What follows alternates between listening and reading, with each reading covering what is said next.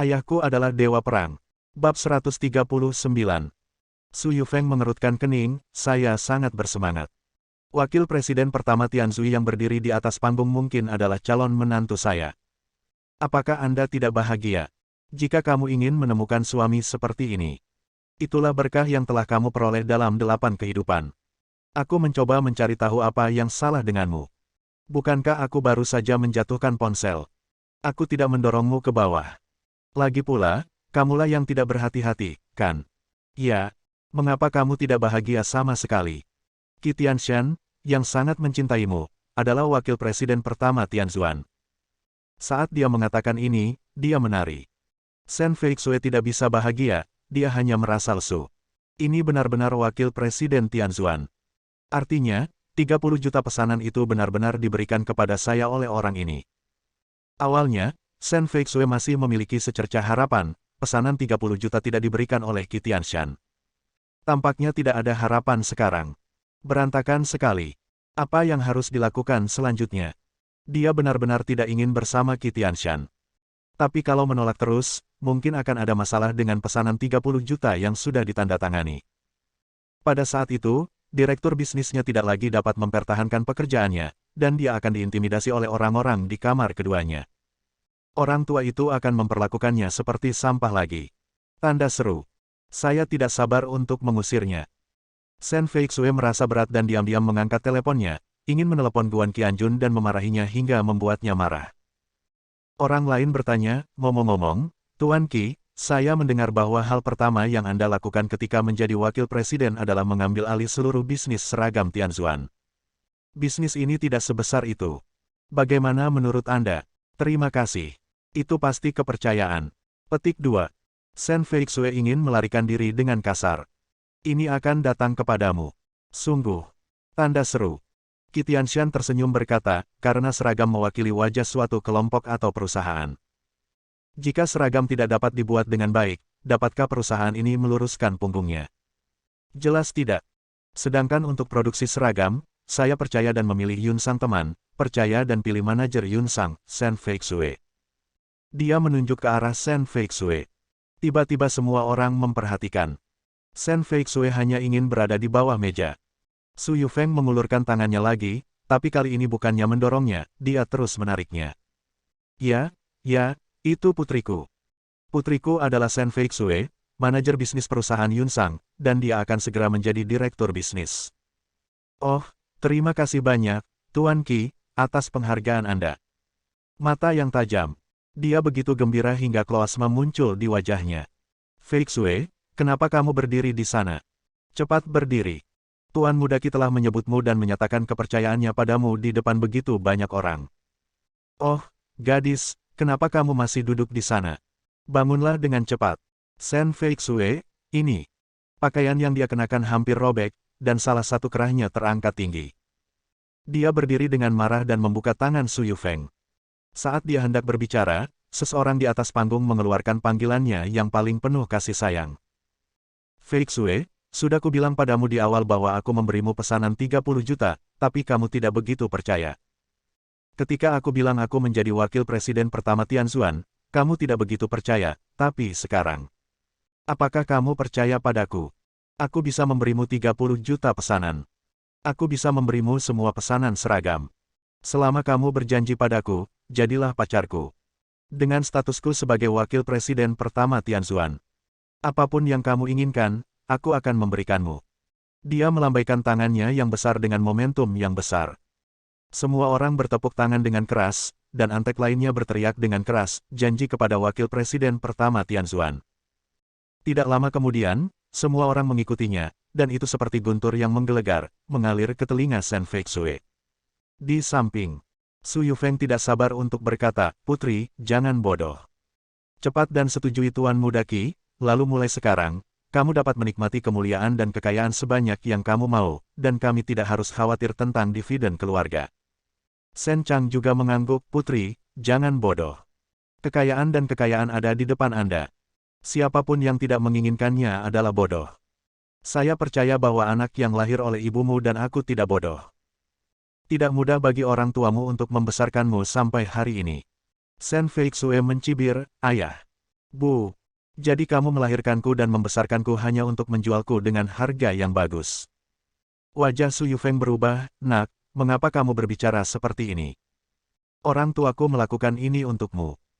Oke, tidak masalah jika kamu tidak mengerti sekarang, dengarkan saja kami dan kamu akan mengerti di masa depan. Ketika kamu mengerti, kamu akan mengerti bahwa kami memiliki niat baik dan kamu akan berterima kasih. Shen Chang setuju, ya. Ikuti level itu. Qianjun tidak memiliki masa depan. Dia sedikit beruntung dan bisa menghasilkan sedikit uang, tapi bisakah dia dibandingkan dengan Master Qi? Bahkan sehelai rambut pun di kakinya tidak bisa dibandingkan dengan dia. Tiba-tiba, sorak-sorai muncul dari sekelilingnya. Qi Tianshan turun dari panggung. Ini adalah pelampung dengan bunga mawar di atasnya, satu demi satu, membentuk-bentuk bunga mawar besar. Di tengahnya berbentuk hati, dan ada sepasang anak laki-laki dan perempuan berwarna emas berpegangan tangan, terlihat sangat romantis. Qi Tianshan secara pribadi mendorong kendaraan hias di depan Shen Feixue. Orang-orang di sekitarnya terus bertepuk tangan dan bersorak. Su Yufeng berteriak berlebihan, "Putri, jangan lewatkan. Lihat, Tuan Qi sangat mencintaimu." Qi Tianshan berlutut dengan satu kaki, memegang cincin berlian indah di kedua tangannya, mengangkat wajahnya, dan berkata dengan jujur perasaan, "Feixue, ayolah. Selama kamu berjanji padaku, aku akan memberikanmu segalanya. Rakyatku, hatiku, semua tentangku, semua pesanan seragam Tianzuan adalah milikmu. Dan, aku sebagai wakil presiden pertama, itu akan sangat membantu Anda dalam segala hal di masa depan, bukankah Anda membutuhkannya?" Semua kata-katanya penuh kebingungan. Berjanjilah padanya. Berjanjilah padanya. Orang-orang di sekitarnya datang dari segala arah, bertepuk tangan dan berteriak keras. Su Yufeng bahkan berteriak, "Wow! Tuan Muda Qi, Anda sangat baik kepada putri saya. Jika dia setuju dengan Anda, dia pasti akan menjadi wanita paling bahagia di dunia." Shen Chang mengangguk, dan tidak ada seorang pun. Tapi Shen Feixue dipenuhi dengan rasa jijik, melihat ke kiri dan ke kanan, dan dia sangat membenci pria tertentu sehingga dia mengertakkan gigi. Kemana perginya orang ini, meninggalkanku di sini untuk mempermalukan diriku sendiri. Dia berkata dengan tenang, "Tuan Muda Qi, saya minta maaf, saya tidak tertarik untuk bersama Anda. Anda dapat mengejar gadis-gadis lain.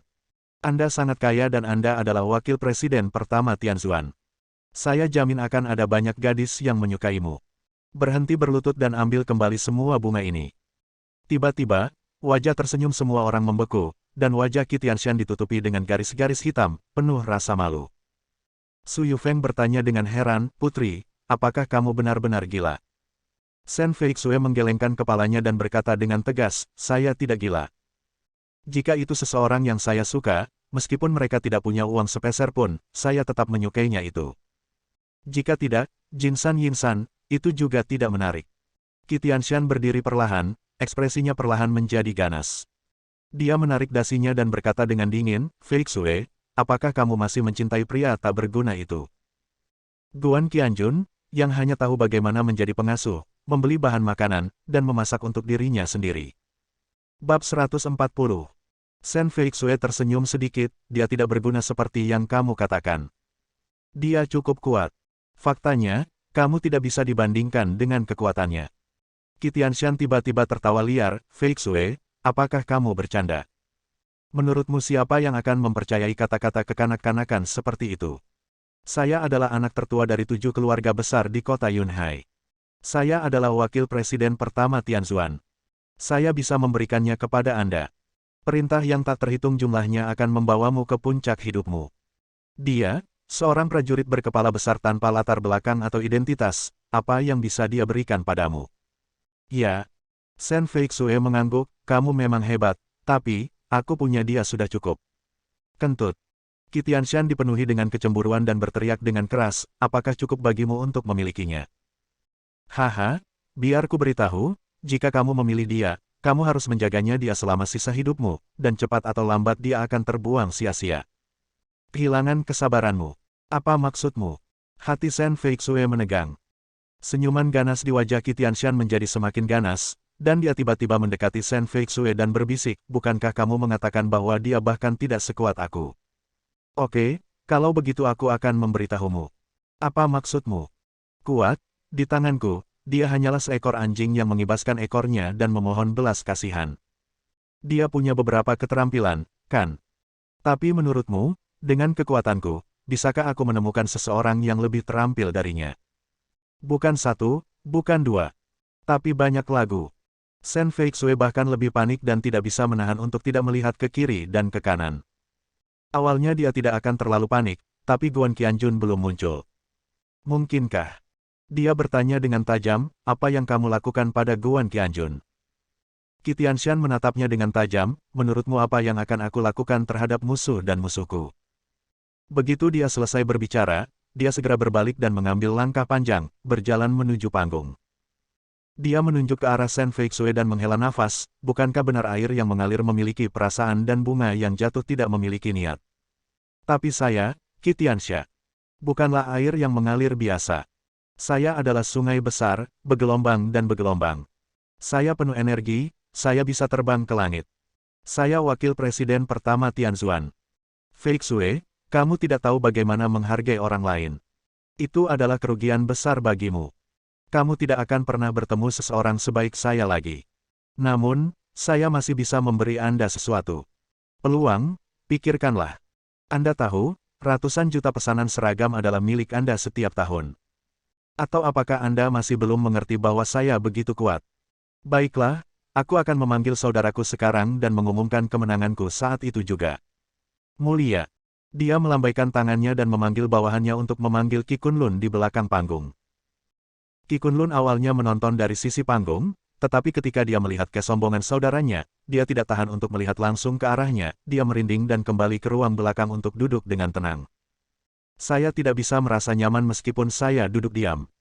Saya adalah dewa perang yang siap, bagaimana saya bisa memiliki saudara yang begitu bodoh? Saya hanya berharap Yang Maha Tinggi akan menjaga saya dan tidak terlalu mengkhawatirkannya. Orang-orang yang dipanggil oleh Qi Tianshan memintanya untuk keluar, dia berdiri di atas panggung dengan berani, dan tepuk tangan dari sekeliling bahkan lebih besar.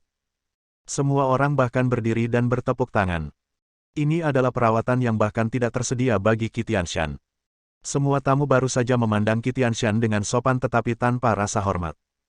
Dan sekarang, hadapi Qi Kunlun. Semua rasa hormat datang dari hati. Karena itulah pemilik Tianzuan itu. Jika bukan karena dia, apakah Qi Tianshan akan menjadi wakil presiden pertama Tianzuan? Bisakah kamu pamer dengan berbagai cara sekarang? Qi Kunlun bersiap menjadi dewa perang. Kehormatan ini unik di kota Yunhai. Dewa perang tidak bisa dihina. God of War, senjata negara. Entah siapa yang berteriak lantang, senjata negara. Senjata negara. Segera, semua orang terus meneriakkan empat kata ini, gelar ini penuh bobot. Hal ini membuat Qi Tianshan yang berdiri di samping menjadi sedikit risih dan mulai iri pada adiknya.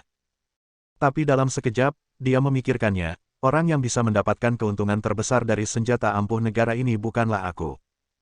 Qi Kunlun melihat gelombang udara yang bergejolak di sekelilingnya, menggelengkan kepalanya dan tersenyum lembut. Saya bukan apa-apa. Jika Anda tahu bahwa semua artefak negara ada di sini, betapa gilanya Anda. 4 senjata nasional yang hebat adalah gelar paling mulia dari Kerajaan Naga. Senjata negara hanyalah yang terakhir. Berikutnya adalah senjata besar negara, senjata terpenting negara. Hal yang paling kuat, dan satu-satunya, adalah senjata ilahi negara. Dan dewa perang tertinggi, Guan Qianjun, adalah satu-satunya senjata ilahi di negara ini. Biarpun ada puluhan ribu pasukan musuh, jika aku pergi sendiri, aku akan mematahkan tulangku dan menyebarkan tulangku seolah-olah itu bukan apa-apa. Qi Kunlun tidak bisa menahan perasaan gembira saat memikirkan keagungan semacam itu. Tiba-tiba sebuah suara tidak sabar datang dari samping, oke, mari kita berhenti sejenak dan kembali ke bisnis sekarang. Itulah yang dikatakan Qi Tianshan. Kemudian, dia memandang Qi Kunlun dan berkata dengan tidak sabar, saudaraku, sebagai seorang Tianzuan, Anda pemimpin tertinggi, cepat dan umumkan kepada semua orang sekarang. Katakan bahwa saya adalah wakil presiden pertama Tianzuan. Katakan bahwa semua urusan seragam Tianzuan diatur oleh saya. Katakan dengan cepat. Qi Kunlun melihatnya dengan rasa jijik dan tak berdaya melihat saudaraku, aku mencibir dalam hatiku, jika Yang Maha Tinggi tidak keberatan, bagaimana kamu bisa begitu mendominasi? Aku sangat takut kamu akan mendapat masalah. Dia tidak punya pilihan selain mengumumkan, namun ponselnya berdering. Ketika dia mengeluarkannya dan melihatnya, dia terkejut dan dengan cepat berkata kepada semua orang, "Maaf, semuanya, saya harus menerima telepon penting. Mohon tunggu." Dia tersenyum, menunggu janji, dan bahkan menatap Shen Feixue dengan bangga. Qi Tianshan, yang menyalahkannya karena buta, memiliki wajah kaku. Dia dengan cepat berkata, "Saudaraku, apa yang kamu lakukan? Tidak ada yang lebih penting daripada menunjuk saya sebagai wakil presiden pertama Tianzuan. Ada begitu banyak orang yang menunggu. Jangan angkat telepon. Orang bodoh apa yang menelepon saat ini waktunya? Ayo." Qi Kunlun langsung terkejut dan berteriak padanya, "Diam." Suaranya keras dan penuh niat membunuh. Qi Tianshan sangat ketakutan sehingga dia mengecilkan lehernya dan tidak berani berbicara lagi. Namun, ada sedikit kebencian di matanya. Qi Kunlun dengan cepat melompat dari panggung, pergi ke belakang dan menjawab telepon dengan ekspresi hormat, karena yang meneleponnya adalah Guan Qianjun. Soalnya sederhana saja, karena tidak bisa masuk ke tempat tersebut, Qi Kunlun diminta membawakan makanan ringan untuknya, bayinya ingin makan. Qi Kunlun terkejut, "Agung. Tidak, Tuan Guan. Mengapa Anda tidak bisa memasuki tempat tersebut? Ini tidak mungkin. Hotel ini milik Tianzuan.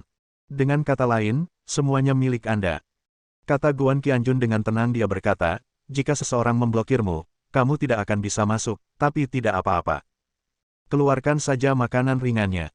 Setelah meletakkan telepon, Qi Kunlun menyadari bahwa dia berkeringat banyak di punggungnya. Seseorang menghalangi Yang Maha Tinggi untuk mengizinkannya masuk. Siapa yang berani? Tetapi, namanya akan segera terungkap. Qi Kunlun tidak berani berpikir terlalu banyak, jadi dia segera pergi untuk mengambil beberapa makanan ringan yang paling enak, melewati pintu kecil, menghindari semua orang, dan berjalan keluar. Pada saat ini, kafe di lobi. Hanya ada sedikit orang yang tersisa di sana. Qian mengusap perutnya dan tiba-tiba berbisik, "Hei, masalahmu datang. Makanan ringannya tidak datang, dan orang yang memukulmu ada di sini. Aku merasa ada banyak hal terjadi malam ini." Saat dia mengatakan ini, dia agak sombong atas kemalangannya.